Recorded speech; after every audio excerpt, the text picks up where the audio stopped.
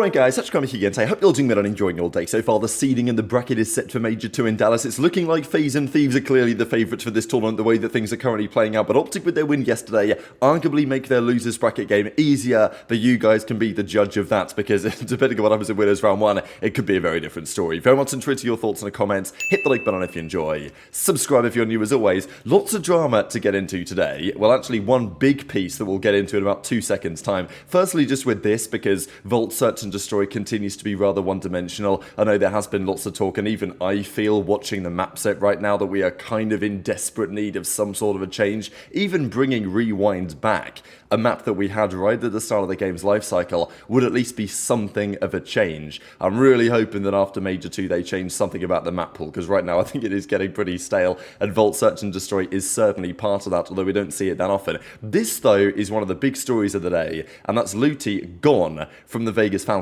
So just to keep this in mind, Looty's been with these guys for, like, ever since these players really first started to get involved in competing in cups and stuff like this. Looty was involved with these guys, helped them come up through the ranks, win what they did in the elite last season in Europe, right? The Falcons guys, get them over to the US.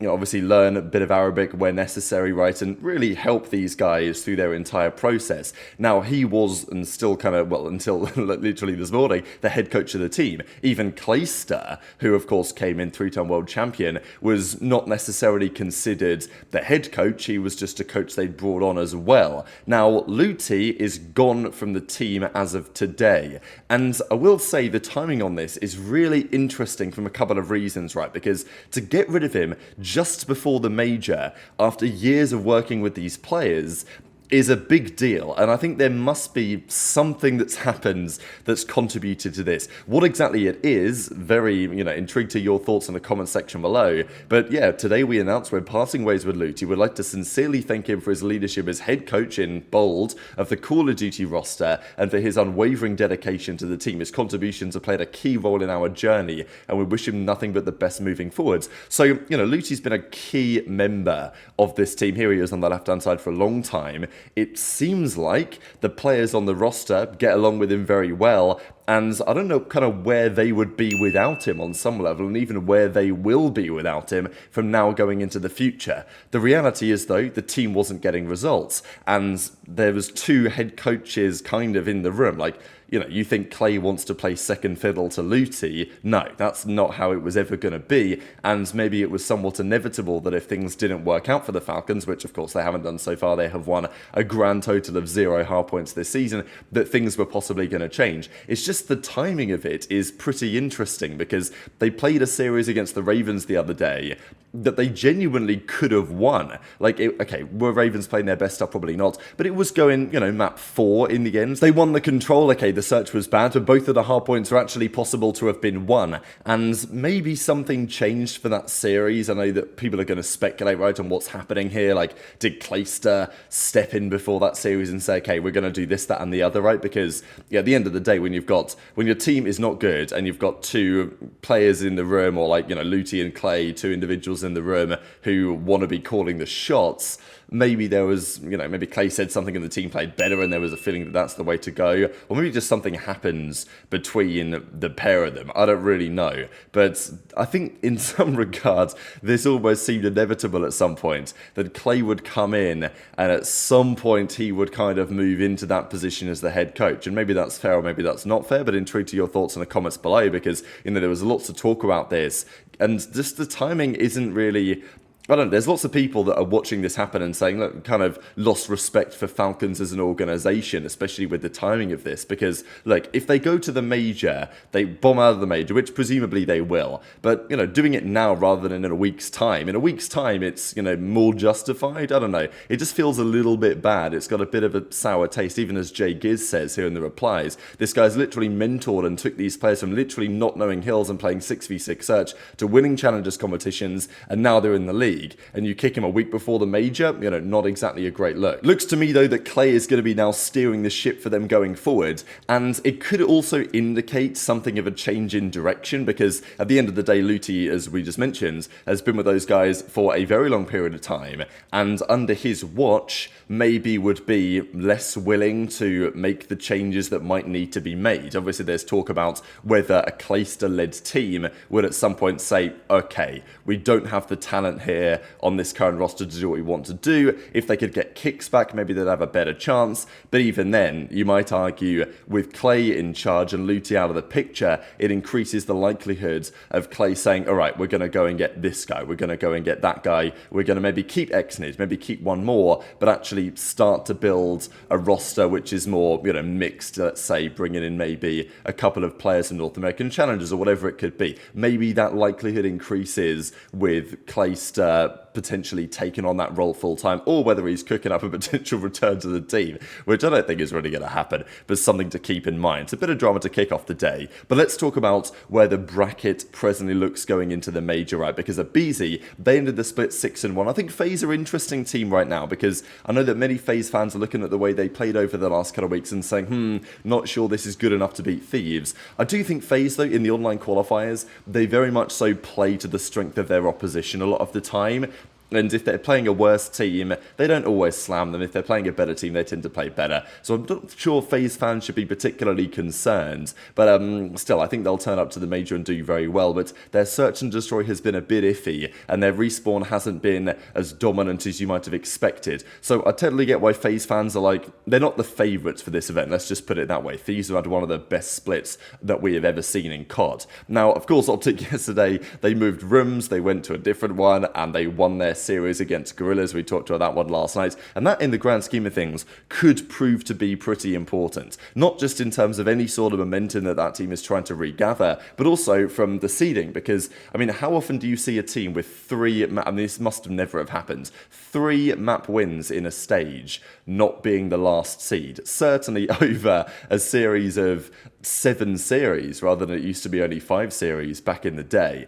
But these are the standings. Thieves number 1, 70 points, 7-0, 21-2 map count. FaZe second up, 6-1. Third seed went to Toronto in the end. Good stage for them. There were actually 3 teams at 5-2. And Surge were the last of those teams based on map count, and obviously Toronto had the head-to-heads and stuff like this. So they end up being 3rd, 4th, 5th. Cloud9 end up 6th, which is a solid stage for them, but I think they might have hoped for a little bit more given their recent redemption arc. And then Minnesota and Boston Breach, they do sneak into the top 8, but only just. Miami in 9th. OpTic get to 10th, of course, because they won the head-to-head despite having no map wins, and they won a series. So that was better than what the Falcons did, despite Falcons actually having more map wins than OpTic this stage, which is still insane to think about. But yeah, those are the 4 teams, and to be honest, right now, those are 4 teams that are in a very precarious position, even in just in terms of getting to the World Championship. We'll discuss that in a second, but this is what it means for the bracket. So the fact that OpTic were the 10th seed means that they play the loser of the 2nd and the 7th seed. So being the 12th seed, the way that you get punished is that you play the best possible next round opponent, because Thieves are number 1 seed, Boston are number 8. So again, Boston have a rather challenging round 1 game. They played FaZe before Boston at round 1 of Madrid,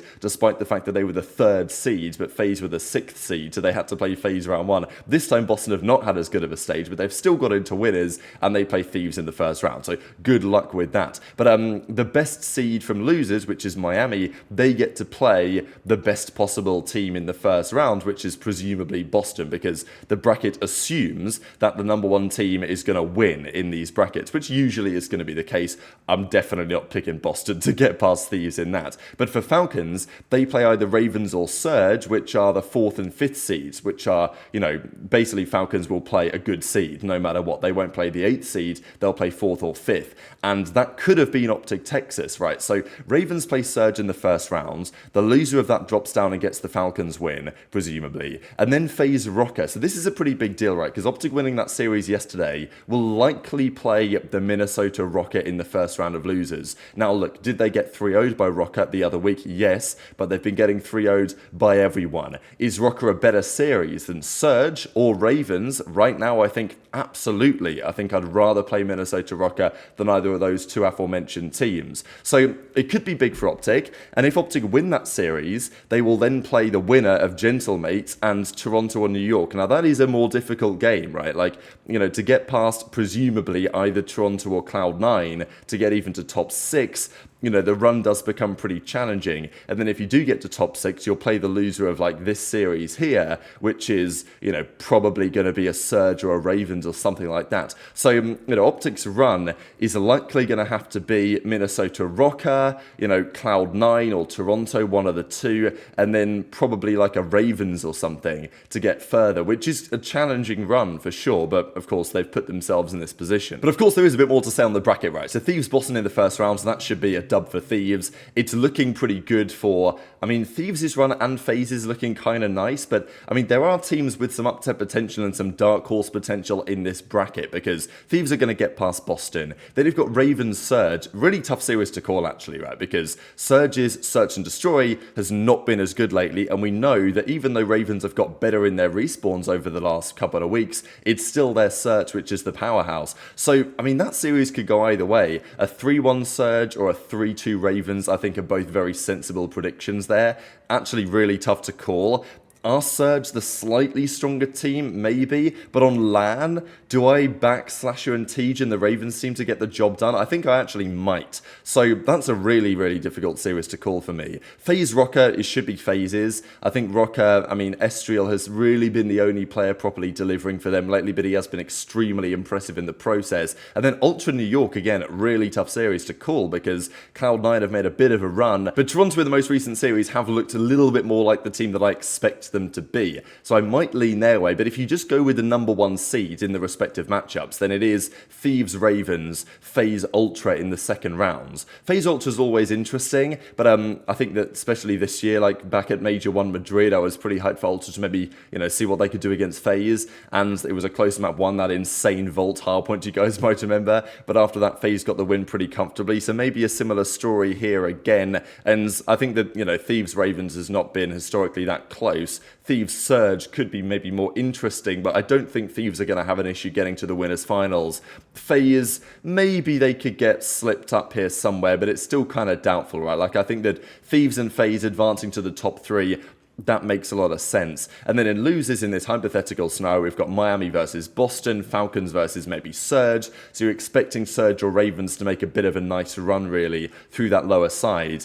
It's maybe the bottom side of the bracket, which is a bit more challenging. So maybe OpTic have a better first round game to get some momentum, but after that it becomes more challenging than it otherwise might. But yeah, very much interested your thoughts in the comments below. Just the one final thing to mention really here. These are now the season standings. So OpTic are currently sitting at 7th in the league in the standings. They got to 95 points. They're only 5 now behind Miami. Rocker are still at 90. Boston are at 80, so they dropped down into the relegation zone, as it were, for not making the World Championship. Cloud9 still at 65. So it is, you know, they do have to get a move on, right? Like, they're looking better. They're certainly looking good enough to make champs, but there is still a bit of a gap there. And there's no more minor tournaments to get some points in. So they do have to kind of lock in. OpTic are at 95, you know, they should be okay. They really should. But of course, their map counters somewhat fallen off a cliff as of late. But this is how things currently look. FaZe and Thieves, I mean, 230, 225. Ravens, the number 3 seed at 175. Still kind of wild to see that. But yeah, some teams are going up. Some teams are most certainly going down. But very much intrigued to your thoughts on all of this stuff in the comment section below. Tune into the Kenny documentary we're putting up in a few hours' time as well, because this is an absolute banger the team put together and rather timely, I must admit. Hit the like button if you enjoyed. Subscribe if you're new. Take care, and I'll see you next time.